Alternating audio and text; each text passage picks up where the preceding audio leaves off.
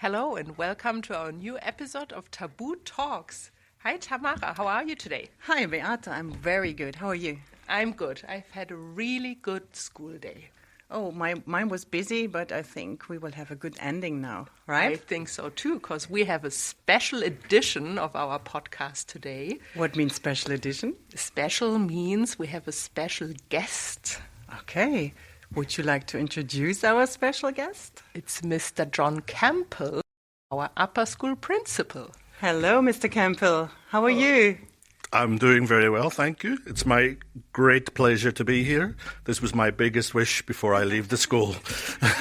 We are happy to have you. Absolutely. Should we tell Mr. Campbell or can we call you John? John is fine.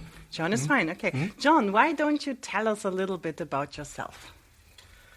Well, as mentioned, I'm the upper school principal here at TIS. I wanted to use the podcast to give people the opportunity to ask me any questions that they might not want to ask me face to face. And so I'm really looking forward to the conversation today. Ask Me Anything session with John today. Genau. And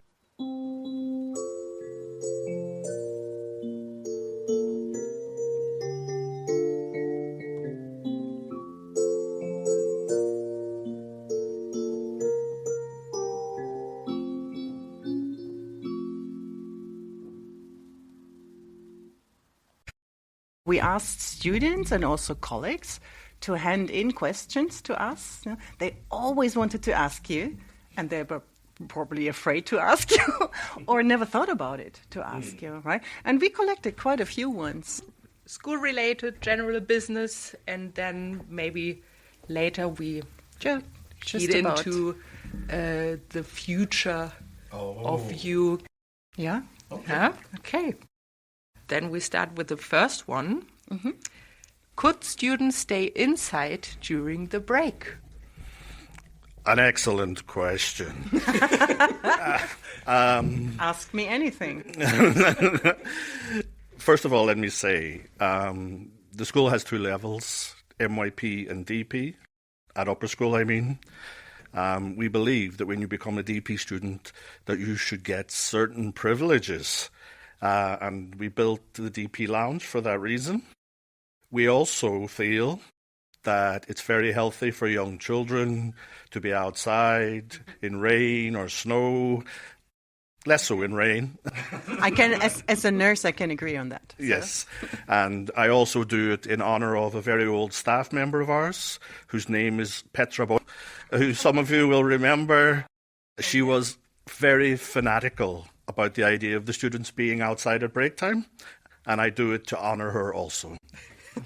Okay, that's a very cool answer. And we will encourage Ms. to listen to our podcast. Okay, the next question that came from students is, could we end school at 2:50? This way, students could get to the bus quicker. There are several aspects to this. First of all, if the students got to the bus quicker, we wouldn't have the chaos that we usually have on the 1526 bus. That's definitely an advantage. And I know the students look enviously at their friends who go to other schools and who finish earlier. However, we are an IB school, and for every subject that we do, we have to cover a certain number of hours. So that's how we built our school day, and that's how we decided on the length of the school day. Of course, if the students wanted to finish at 2:50 every day, get home earlier, and then have some extra classes on Saturday morning, I'm definitely willing to discuss it. I think that was not the answer. I usually walk to school. Do the people who walk to school and don't need to get the bus at a certain time have to come in on Saturday morning then as well? Everything is open to negotiation. Okay. But I still remember, to be honest, the time when the bus schedule was different. So the bus didn't leave so early in front of our school. Yeah, So maybe they should get in contact with the city of Weimar. Yeah. Yeah. Perhaps, but an answer that you've heard from me many times over the years from all our teachers. We are just servants of the IB, and we do what they tell us. And that's why our school day is the length it is. And to be honest, I think the breaks that we have in upper school are just really a minimum of breaks. And so school ends at 3:15, and it's quite, compressed together, pressed together. Yeah, this is actually a concern of mine as well. I have looked into the possibility of extending the breaks, but there's no effective way to do it without also extending the school day, which would be bad for whoever asked this question. Yeah. So maybe going back to the city of Weimar and trying to have another bus maybe on the plan might be easier. I guess, yes. Easier than changing the IB plan. Well, I cannot tell you how proud I would be of a student if they managed to be so influential that they changed the city bus schedule. Yeah. Good luck. Okay, thank you. Would a class meeting at the end of the school year be possible to discuss classes and other issues? That's not a very specific question. This comes from students. I think the answer is yes. As you know, again, sorry to talk about history. In the past, almost all things were funneled through the principal. As the years have gone by, we've changed things. We've made the coordinators more influential. We've also, in the last 2 years, been trying to make the homeroom teachers more influential. And I think any student who wants to have this kind of class meeting, we'd listen to that suggestion favourably. We would presumably, for the sake of good practice, have the homeroom teacher do this. Mm-hmm. But I think it's a good idea. We're trying to maximise the amount of student feedback we get. Mm. I hope they're not just only discussing it because of the regrouping of classes. Yeah, that would be my additional question, because in lower school we change like the class setting every year. So we mix the kids up, so it's a new class setting. But it kind of stopped or stops in grade 6 then, doesn't it? Somewhat. We don't have a defined strategy. We only intervene when we think there's a definite need for it, which we've done several times over the years. The other aspect to this is when the students reach usually early grade 7 to early grade 9, they're starting to form tighter and tighter friendships. And the idea of being separated from their friends, they do not like it at all. And so we try our best only to make these changes where they feel that they are beneficial for everyone. And so we only do it in situations in which we feel it's absolutely necessary. Mm-hmm. So it could be that only 1 or 2 students have to go to the other class instead of like rearranging the whole setting. Correct. We sometimes rearrange the whole one. The current grade 11s were mixed when they were grade 8.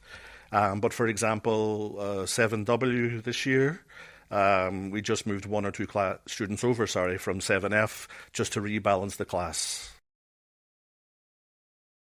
It has advantages and disadvantages, to be honest. No, to mix or not to mix, right? Yeah. We sometimes do this. Don't hurt yourself, Mr. Campbell. We sometimes do this. I feel very strongly about this issue. No, but I remember we also sometimes do this for social emotional reasons, but this is quite rare. Yeah, very rare. One other question that was just brought to me is typical student questions. How do you deal with discipline? That's a principal question. Very much so. Let's say very differently from how I did it in the past. I think when I first became a principal, and as I mentioned to one of the earlier questions, a lot of the things in the school went straight to the principal and straight through the principal. The entire responsibility for discipline really fell on the principal's shoulders. And at that time, in order to enforce discipline throughout the school, I needed to be a bit scary. Because, like I say, everything was coming up to me. The threat that the teachers make is I'm going to take this to Mr. Campbell. That had to have meaning for the student. When Mr. Raggett joined the school, I was very conscious of this idea that I didn't think that this was a good way to work in the long term. And it was one of the first things that I brought up with him, because I was also changing out of being DP coordinator then. So what we did was we rewrote the school discipline policy to make it more effective. We involved more people, including the homeroom teachers, as I mentioned earlier. And therefore, my role is only ever at the very end, or in very serious cases. Because, of course, if action needs to be taken, I handle those. I'm very conscious that of the type of school that we are, the relationship with the students is so important. And one of the things that I've tried to do along with this is make my demeanour around the school a little bit different. Some of the older students are annoyed about it, because why were you so scary when we were young and you're not that scary anymore? But I just felt that this was the better strategy to use. So now my style is much more smaller interventions, discussions with the students, building good relationships with the students. And if I can give you an example, I know this has been a very long answer. No name. We have during enough time. During the COVID times, I was very conscious that my relationships with the students were not always positive, because you'll all remember we were talking to the students 90% of the time about masks. Where's your masks? Please fix your mask. Please put your mask on. Why didn't you bring a mask? And I thought, while I was very, very pro-mask during that time, as soon as we got the opportunity to get rid of the masks, I wanted to do it, because I wanted to normalise my relationships and the teachers' relationships with the students so that we could start talking to them normally again. And that led into this subsequent strategy of, like I said, being much more low-key, making many more smaller interventions. And that's how I like to do it now. So be more present as a partner too. Yes. When I was DP coordinator, for example, DP coordinator and principal, I was spending too much time in the office and not enough time out there with the students, I felt. Yeah. I like the idea that the homeroom teachers get the responsibilities back to deal with certain situations by themselves, and that this is part of the role of being a homeroom teacher too, and I think all of ours are doing this very well. Yeah, super. Such a strong team. Yeah. So, of course, students do not always agree, that they think Mr. Campbell is still strict. So, but I think that's part of life, being a principal. Yeah. Okay. Okay, next question would be, what do you like about TIS? I mean, I know there's a certain irony to me answering this question when I'm leaving, but this has been the most positive professional experience of my life. Everybody has a place where they belong. And I was a teacher for 7 years before I came here. I taught at two schools that were okay, but they weren't really the school for me. And then I got here, and there was so much I liked about the school. When I was a teacher, I know some of the listeners will not know that I was a teacher here, first of all. We come to that later, the bio. Yeah, for 3 years. I loved, the word that we always use when we do interviews is autonomy. If I felt as a teacher, I know how to do this, I know the right way to teach this unit, to handle this student. Ms. Howick or Ms. Pedersen, who was the principal then, I would talk to her about it and she would always support me. She really gave the teachers a lot of independence, and I really, really enjoyed that. The people in this room, there's only 3 of us, have vast amount of experience at the school. We have so many teachers who come here and stay. Yes. I got that. So many families who stay for a long time. The sense of belonging is so strong here. And it means everything to go to a place to work where you feel I really belong here. Mm-hmm. So this is what TIS means most to you? Yeah, I think so. Gives me a bit goosebumps. I think we all feel the same. Yeah. Yeah, and one of the things I sometimes have to talk about with students, especially students who have never attended another school, of course I sound like an old man. I say, you don't know how lucky you are to be in a school like this. If you went to the schools that I attended, they were very different. And it's great that they have that belonging, and I don't envy them at all. I think that they should treasure it. Mm-hmm. And I mean, we know that you started here as an English teacher in upper school, and then became the upper school principal, but then you left. Yes. Right? But you came back. Yes, all true so far. So, tell us, where did you go? And why did you come back? And why did you come back? Okay. Where did you go is fairly straightforward. First of all, me and my family went to Hyderabad in India, to an IB continuum school there. I was the DP coordinator there. It was actually professionally an enjoyable time for me, but it was the COVID time. And we only ended up spending 1 year there because my two children, hello Angus and Mannix, were very young then. Angus was only 3 years old, and the lockdown in India was total. You couldn't go outside. You had to have all your food delivered. Anybody who knows Angus will know he's a very active young man. And genuinely, he was going crazy. And so we decided to leave. I was very, very lucky. The only place you could fly to from Hyderabad at that time was Dubai. And I happened to get offered a job in Dubai as a head of English in another full continuum IB school. But of course, I wanted to get back into leadership. And I contacted our former director, Mr. Armstrong, just to say I might apply for other jobs. Could you be my referee? And then I believe, we're in rumour now, I believe he had a discussion with Alison Carl, our former lower school principal, and they both thought, why don't we ask John to come back? At that time, Mr. Hamkari had decided to leave. And of course, I was only too happy to come back, delighted, in fact, to come back.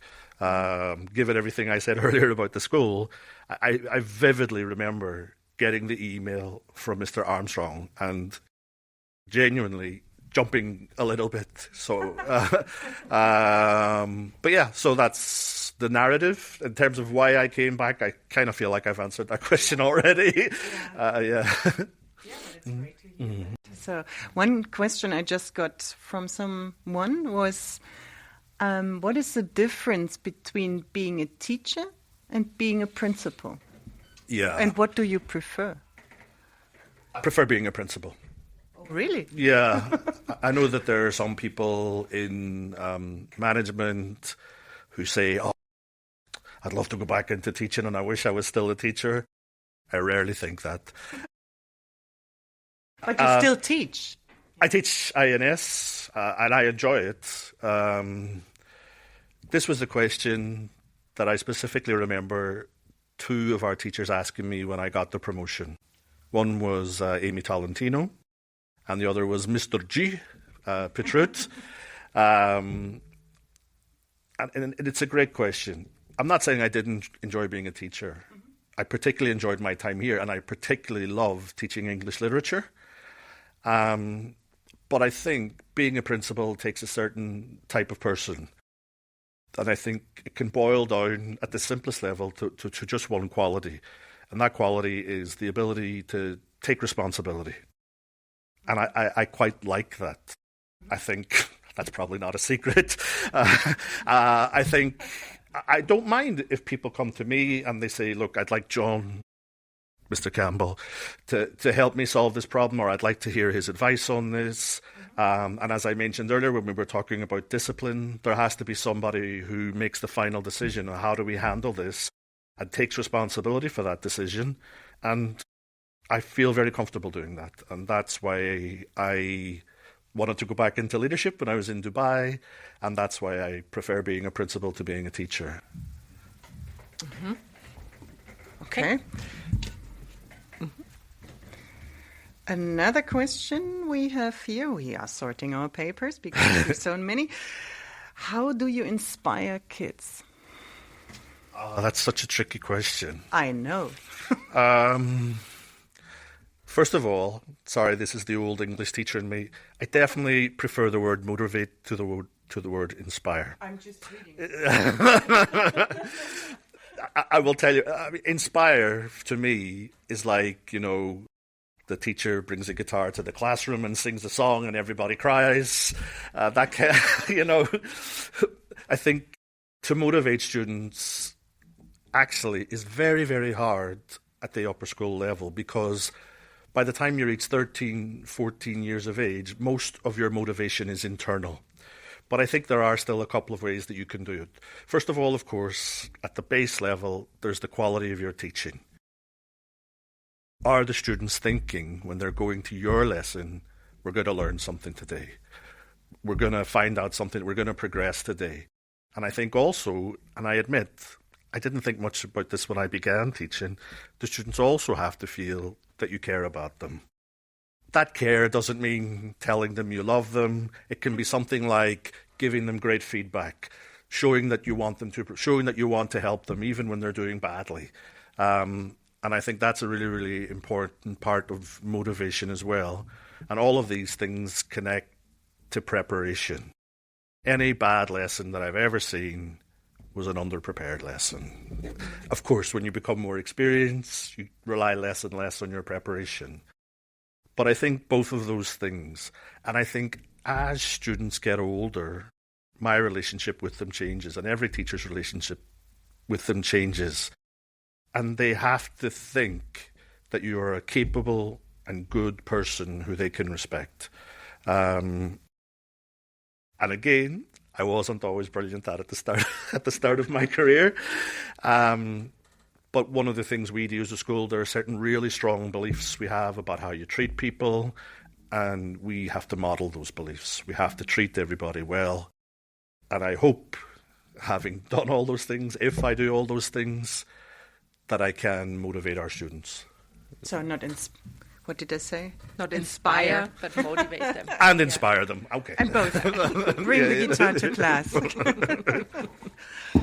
Okay. So I think we saved the fun questions for last. So now let's have some fun. And maybe we look into the future of you and your family.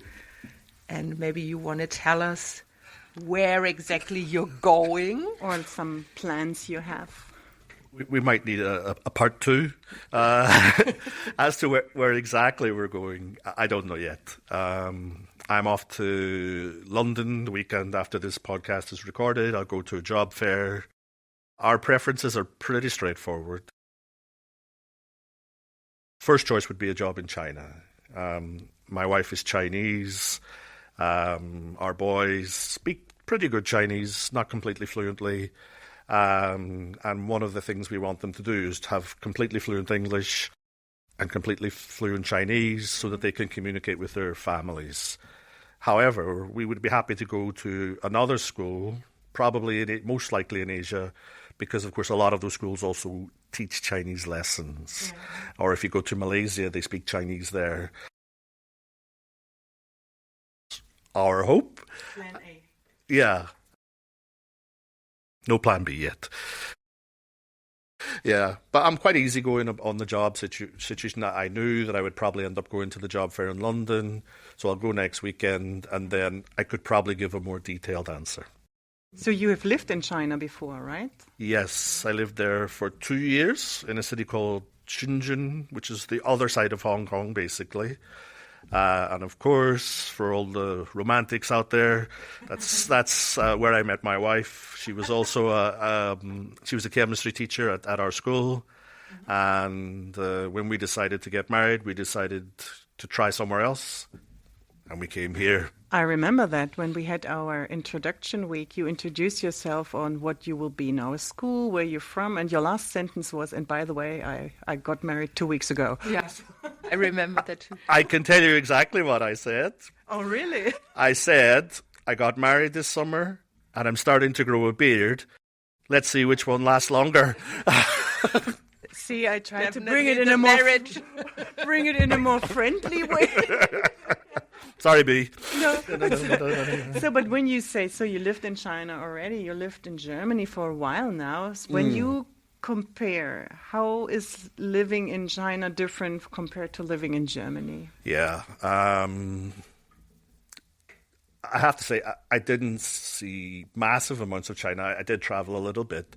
But speaking about Shenzhen, where I lived, which is an absolutely massive city, I think 11 or 12 million or something like that, the intensity of life there is much higher. More people, bigger buildings. It's also, when we first got here, we could not believe that the shops close on Sunday and they don't stay open until midnight during the week. It's a much more convenient life there. So there's that. In terms of experience of living, especially experience of living as an international teacher, because I worked in a private school in China, I really love my old school, but They will probably not listen to our podcast. the kind of personal relationships that we're talking about and the community feel and the belonging that we get here was not as strong. I think it's fair to say that. But in terms of the lifestyle, that would be the main thing. That it's a real high intensity life in Shenzhen, and we got here. Both B and I are from small towns. We felt very comfortable with the kind of slower pace here. Okay. So it was a good feeling to not stressful to become from a big intense life in a big city to a not such a big city. No, not stressful at all. I think any stress we had in the beginning was teaching in a brand new system. That was not related to life outside the school at all. Yeah. So, and related to that is another question here, right? Yeah. Is China in general a nice place to live? Well, let me say first of all, China is a massive country. It's hard to sum it up in one sentence. My experience was excellent. As I mentioned earlier, the school wasn't quite the school for me. That happens, especially in the international world, that you often don't know a lot about the school before you get there.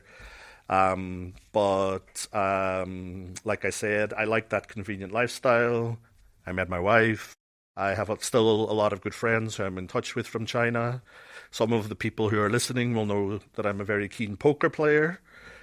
And it's right next to Macau, so I was able to go there and play poker. Generally feeling my experience of China was positive, except wanted to try a new school, and B and I wanted to try a new country after we got married. If you could take 3 things from Germany with you to China, oh my God, what would that be? Only 3. Only 3. Whatever it is. One of the things I say about Germany is that the things that are bad for you are too good here. Like the beer's really nice. The chocolate's really nice. The sausages are really nice. And that's not true everywhere. For my first pick, I'd have to say Hefeweizen. I don't know if you can tell. I've never been one of those people who specializes in drinks, but I've come to really, really love it. I think I have to say from Thüringen, I've really come to enjoy the bratwurst as well. I only have one more thing that I It can doesn't choose. have to be Food or drinks or whatever. It could also be like lifestyle stuff. Well, it's quite a complex one, I suppose, then. I'm an old-fashioned socialist. I'm quite left-wing in my views. Sorry to all the right-wingers out there. I really, like, if you're going to work in China, your salary is so important. If you work here, it matters less. Okay, you pay a lot of taxes, but you get a lot of protection, you get a lot of security. people are looked after, and people in Germany really believe that that's how it should be. It's a much less competitive society in that way. And I think that feeling of security that you get because of that, I would take. Yeah. But that's great. Maybe I'll change my first two choices. You can think about this to the end. We can ask you again. Yeah. If you stick to the Hefeweizen and the Thüringer Bratwurst. But I could stick to the Hefeweizen too, to be honest. So when we talk a little bit about yourself, you were born in Northern Ireland, right? Ireland. In Ireland, but you not in Northern Ireland. It's a complicated question. Okay, if it's too complicated, let us know. It's fine. I'm happy to explain. I was. Those of you who know a bit about that area of the world, and of course, Mr. Raggett knows a lot about it. His wife's from there as well. It's a strange place. And the phrase Northern Ireland is one that I've never used in my life, even though it's technically accurate. So it's just me making the list. It's a perfectly natural question. But yes, I did. You say Ireland, actually. Yeah, I always say Ireland. It's just a habit. Explained through history? Yes, there's two communities there who would tend to use different words for certain things. Yeah, I know. And one of the things I had been teasing my son about recently is, you'll remember Mother Language Day recently. The students had to create a language profile. Ingus's contains the British flag. What? So we had to have a little talk about that. Go to the corner. Yeah. No, not like that. No, he actually insists that he is English. So well, but you spent your childhood in Ireland. Yes, yeah. Okay. Can you tell us, this is again a question, tell us about a significant moment in your childhood that maybe had an impact in your life? Oh. That's a difficult question. I changed my mind. I did want some of the questions in advance. Too late. Can I come back to this one? I'd just like to run it through my mind for a moment. No, you can think about it a little bit. Okay. Maybe let's ask a fun question in between. Maybe he answered that one already. We had a question about what is your favorite food. Oh, no. We haven't answered that. No bratwurst. Not the Thüringer Bratwurst? I like, before I was a qualified teacher, I taught English as a foreign language in Korea. Miss Carl used to tease me all the time. She said, in my heart, I'm still Korean. and I think that's partly true. I loved a lot of the Korean foods, but the main one was called kimchi bokkeumbap. Some of you might know what kimchi is. It's a kind of Korean vegetable. Bokkeumbap just means fried rice. So it's a very simple dish, but really I could eat it every day. Yeah. So is B making that for you? Yes. Okay. Oh, this is a funny question, actually. Do you like math? Yes, I love mathematics, actually. Really? Yeah, I was quite a nerd at school. I came up in the UK system, where we did A-levels and you were only allowed to choose 3 subjects. So I only studied maths until the age of 16. However, I did 2 maths two maths GCSEs, and I always enjoy observing the maths lessons, especially if I know stuff that the students don't know. But yeah, I absolutely love mathematics. Yeah. So you would like to be a math substitute here? When our math... I want to be a principal. I could suggest to let Christina know that. But obviously you loved English more than math because you became an English. In the end, yes. Ironically, given that my German's not that great, at school I did best in languages. Yeah. But I then also chose history as one of my A-levels. Did you learn a foreign language in school? Many. English, you have, of course, mother tongue, but... So the first year, I did 2 languages. Sorry, 3. I did French, Irish, and Latin. Latin I did too. Yeah. And I had to specialize in one of the languages. So I kept French, and I dropped Irish and Latin and did Spanish. So I did GCSEs in both French and Spanish. And then I used to speak good Korean, but not anymore. Très bien. Yeah. Now, I'm only really fluent in English at this stage, unfortunately, because I don't use other languages enough. It's a lesson for our students. Keep using the language. Yeah, but when they go here to school, they are really like mother tongue students. That's Yeah, amazing. for English, for English, but definitely. not necessarily For French or or Spanish. Spanish. Yeah. But yeah, you lose it so fast Yeah, if you're not absolutely. speaking the language. Yeah. That brings me to a question. Did you like your school career as a student? Or did you like your school time?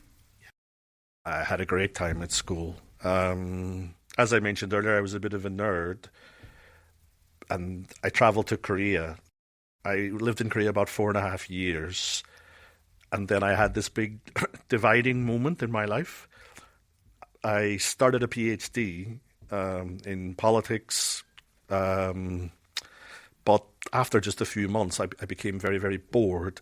And I remembered my time in Korea as a teacher.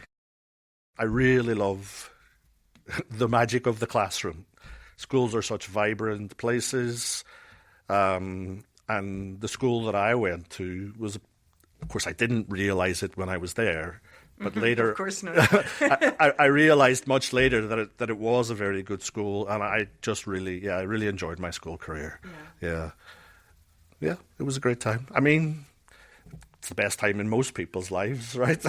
Yeah, they admit it when they're adults. Right? Yeah. But yeah, it was a wonderful place to go to school. Oh. Who is your favorite musician? Okay, this is a good question.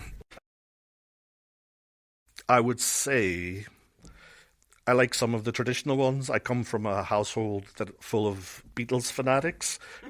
But if I'd have to say on the individual level, there's a British artist who was big in the mid-90s who I really loved called Badly Drawn Boy. And I still listen to his stuff a lot. If you're out there, everybody, listen to the first album, Hour of the Bewilderbeast. We will give it a try. Yeah. And that one's kind of niche, I suppose. As I get older, I've also got a growing appreciation for Tom Waits. Every Friday morning in my Friday emails, not every Friday morning, but now and again, I throw in a Tom Waits song. And yeah, a reflection of my taste changing as I get older is I'd be a huge Tom Waits fan. Another question was this your favorite soccer team? Derry City. Oh, that was a quick answer. Well, anybody... You have a scarf in your office. Correct. Anybody who's been in my office will know. Also, I try to force the kids to like Derry City. I give them Derry City keyrings when they do translation for me, Derry City stickers. I heard about that, to be honest. Yes. Influencing. It was such a big part of my childhood because I was a supporter of the club. I also worked for them selling programs. You know, I started when I was 11 years old and I sold the programs until I left university. So for 11 or 12 years, I was at every match. I've never been in Derry while Derry are playing and not gone to the match. Yeah. So I'm very worried. Someday it's going to happen, right? I'll be there, there'll be a match on, but I won't be at it. But I think, don't feel bad about it, but I think this student meant, and he actually said that, a really successful soccer team. Maybe a German one. I only have love for Derry. Sorry. So you don't have a German favorite soccer team? No, not really. No, this is another sign of getting older. When I was young, I felt strongly about those things, but as I've grown older, only my love for Derry has remained. Yeah, and it's just something for joy. It's a real fan. Yeah. Another question from one of my sons was, what about rugby? I didn't play it. I was a big watching it? No, my brother was a rugby player. My brother I can't tell you the full story, but going back to your question about Northern Ireland, because we were in a Catholic school, we didn't play rugby. But the first ever rugby team that we had, my brother played on it. But I didn't. So I never really got into rugby. In terms of sport, I only like football and probably men's tennis. But I only really get into men's tennis because I was such a big Roger Federer fan. So it wasn't the sport as a whole. It just during that era. It was the person. Yeah. Like Boris Becker here. When Yeah. it's like a big wave of tennis. Boom, boom. That's definitely over. Yeah. I think so. Boris Becker. His reputation is not that great anymore. No, It's you're right. not. More fun question. McDonald's or Burger King? I'm not such a huge fan of either. But if I had to, I'd probably go to Burger King. Yeah? Yeah. The beef is juicier. I hardly eat there, but I like the fries, both of them. Yeah. I'm more the McDonald's kind of person. Yeah, my kids too. Big McDonald's fans. I have another question about childhood. It actually came from home too. Is how did life in Ireland, with all the conflicts there, influence your childhood? This is another one of those answers that I didn't realize it at the time, but looking back, I mean, when you're a kid, you can get used to anything. Like, for example, we had bomb scares at the school now and again, maybe once or twice a year, but it wasn't a scary thing. It was more like, oh yeah, we get to stay off school, and we lived right next to the school, so we'd go out to the road and we'd watch the robot that was going in to defuse the bomb, and we just thought it was great. But it's it does, like normal life. Yeah. It does, in my opinion. There are a lot of stereotypes about Irish people. They like drinking, they like fighting, they're good company.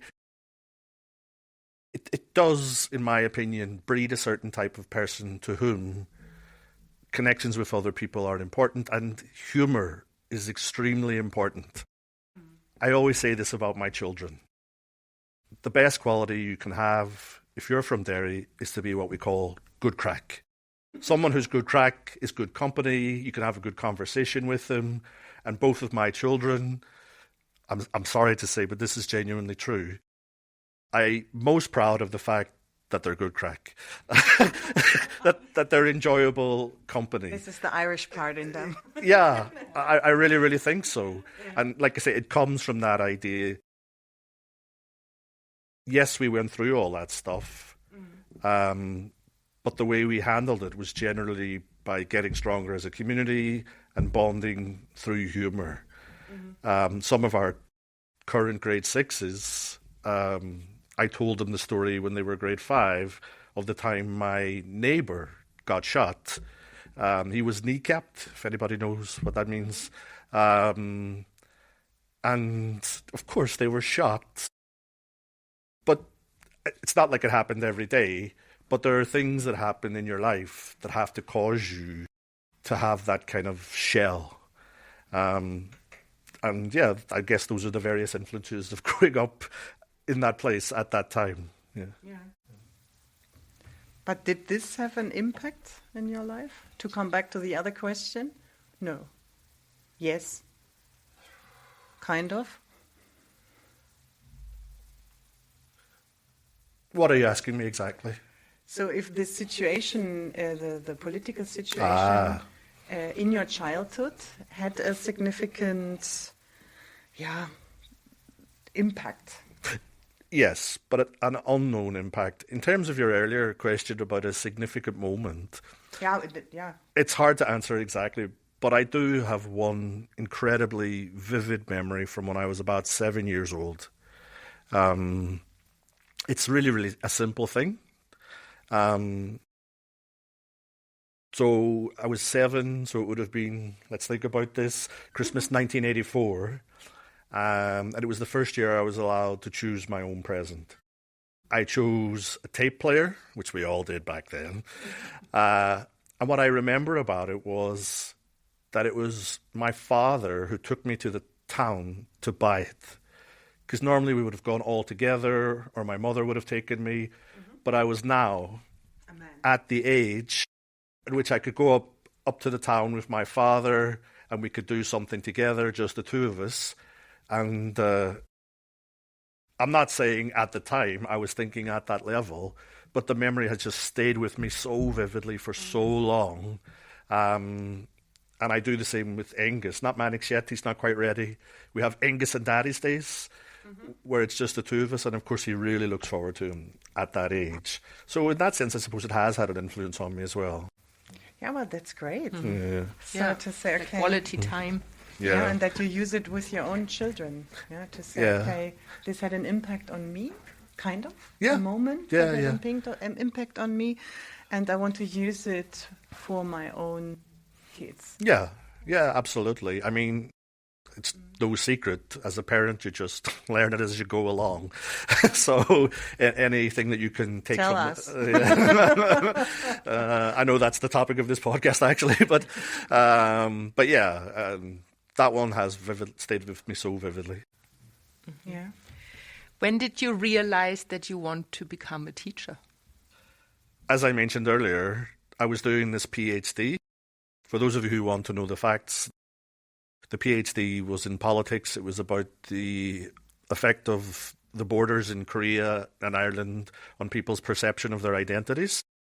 And even though I love that topic, I just found the process of it a bit dull.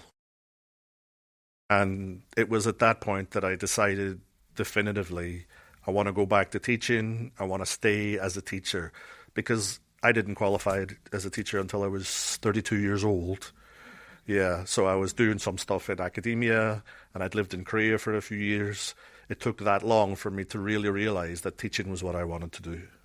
So everybody who doesn't know what they want to do when they're 16 or 18, don't worry about it. I would tell everybody now. When you were a child, what was your wish? What do you want to be? Footballer, of course. Of course. Yeah, I mean, it was a different era, and where we came from, me and my group of friends, we all ended up living together at university. We were like the school's football nerds. We just played football every spare moment. Our conversation was 100% about football.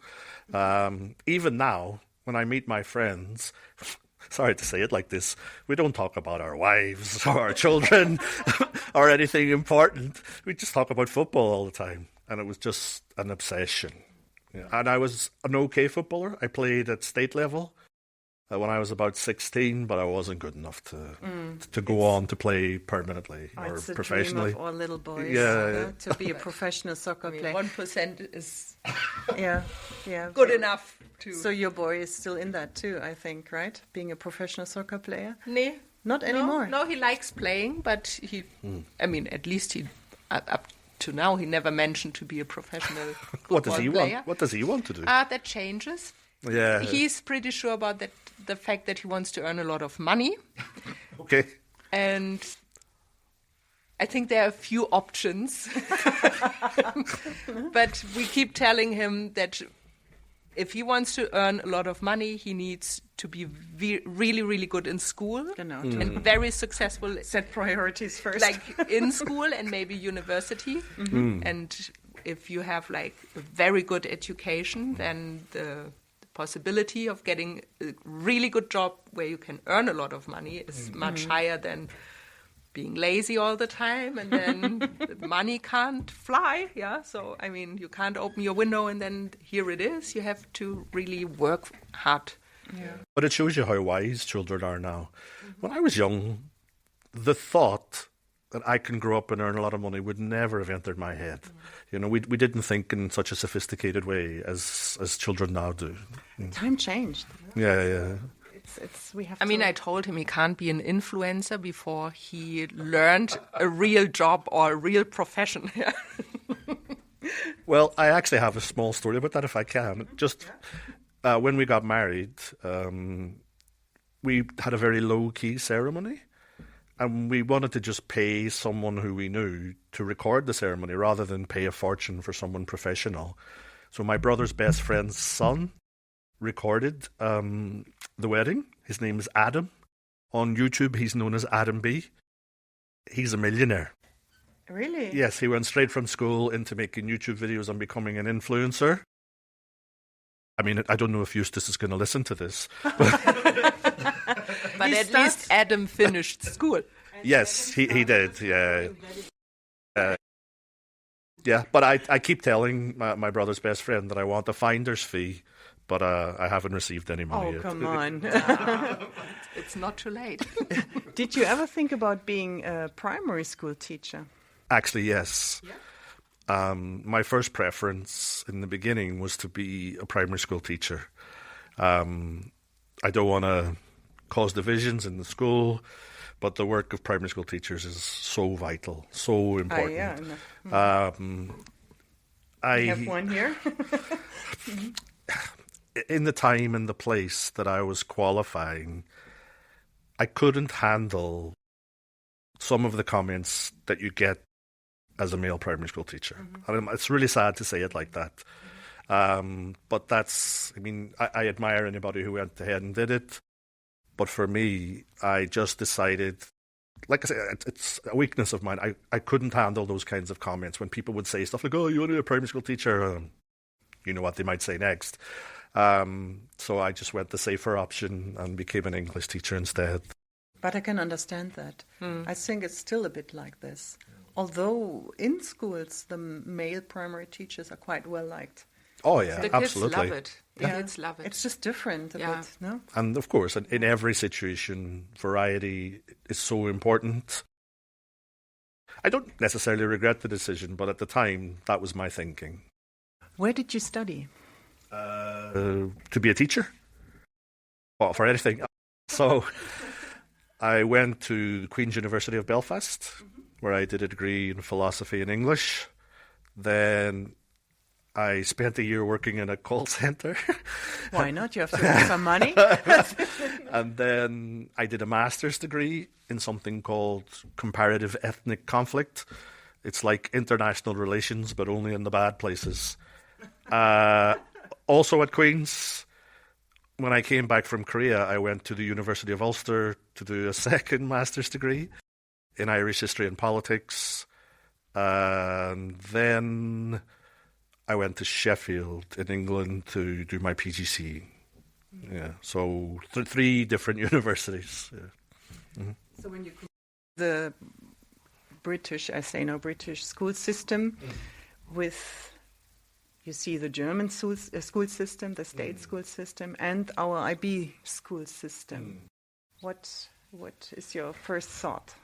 That I'm a true believer in the IB system. I don't think that's a secret to anyone.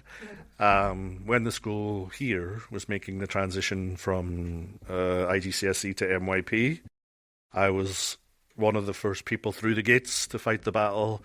I don't have anything against state systems necessarily, but I believe that inquiry-based systems teach students independence and responsibility in a much more comprehensive way, and those are the important qualities you need.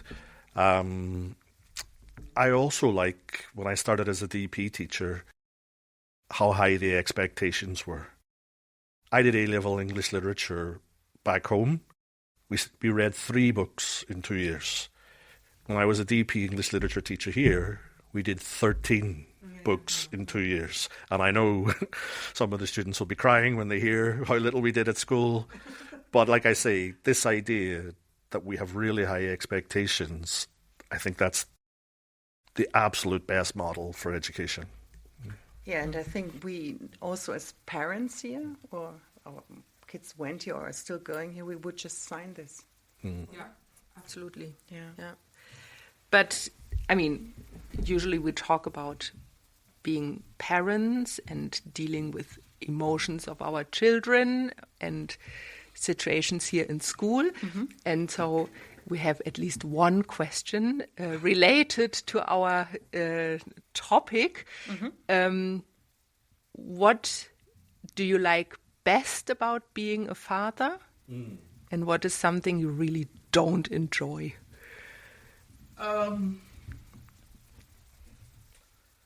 In terms of what's best,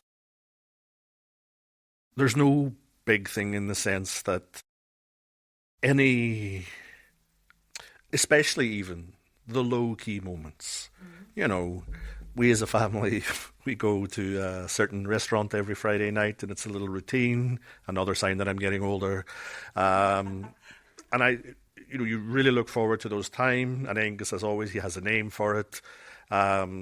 Those little moments, in the morning, when I'm rushing to get ready because I leave earlier than the boys to go to school, and they're just messing around. I really like that side of it. I think B and I talked a lot, about the type of parents that we wanted to be before the boys were born. And as we know, those things often change after the boys were born. Having a good plan. Yeah. But the main thing is we like to be low-key. Both our boys have their interests. We try to help them with them. So for me, that's the most rewarding thing. Those moments when the pressure's off, I wouldn't say my job's the most pressured in the world, but it's nice to get away from it and have these quiet moments. In terms of the downside, I think it's more of a downside as a flaw for me as a person. It kind of relates to something that I've already said. The reason we wanted to be low-key as parents is we didn't want to set mega high expectations for our sons. I was going to say students. Yeah.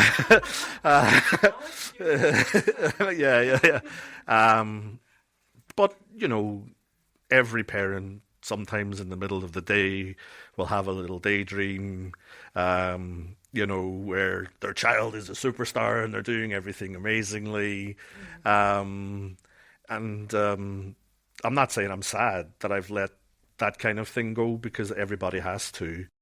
But I think, like I'm saying, how could I explain this? It's the approach to being a father.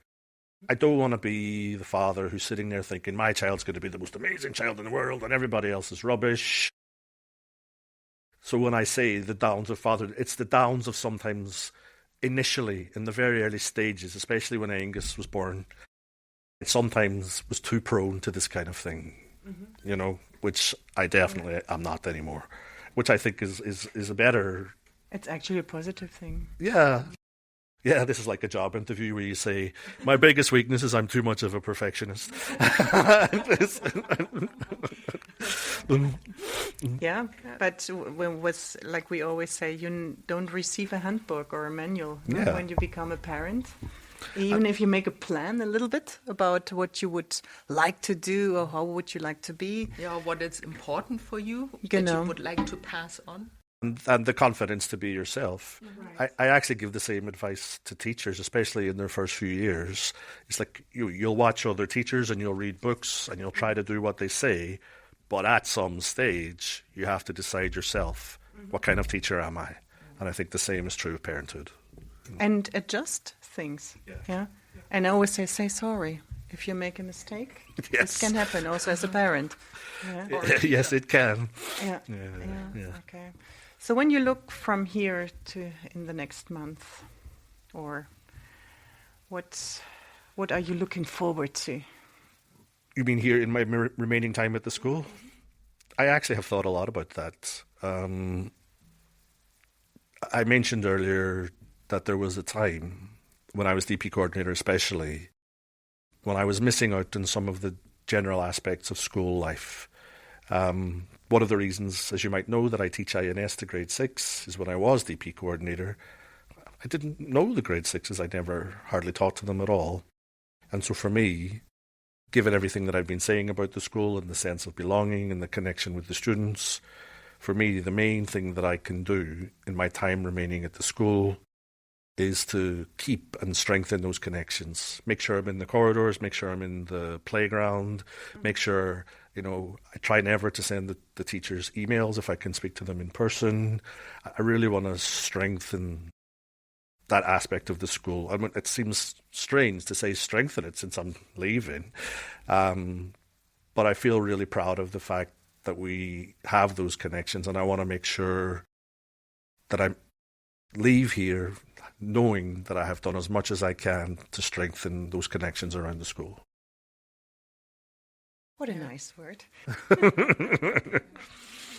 Yeah, you want to leave on good terms. Yeah, of course. And I mentioned that I'm still in touch with some of the people that I taught in China. I left 11 years ago. And of course, I will leave the school, but I will also, I'm sure, keep connections with people here. And this has been an extraordinarily important part of our lives. Yeah, it's always where you get children. So I think we come to an end now, 1 hour. Yeah. Time. Thank you for being so honest and answering these quite serious but also quite fun questions that we've received. Yeah. So detailed and also so clear. Is there anything you would like to say now, or last words? A last word? You're still here for a few months, right? But No. I think I've said it all. This has been exactly what I wished it would be. As you know, you both know, there was a few weeks where I was thinking about what should I talk about. I'm happy that we ended up making the decision that we made, because it's been great. It's been great, and I hope that everybody feels that they got satisfactory answers to their questions. I'm pretty sure. I'm pretty sure. Yeah. No, but no more from me. I've said enough. You said enough. Thank you. We were quite nervous. That's what we always are when we have a mother tongue, and now even an English teacher as a guest, as second language English. Yeah. But we really enjoyed that. Thank you for being our guest. Thank you so much. It was a pleasure to have you. Yeah. Thank you.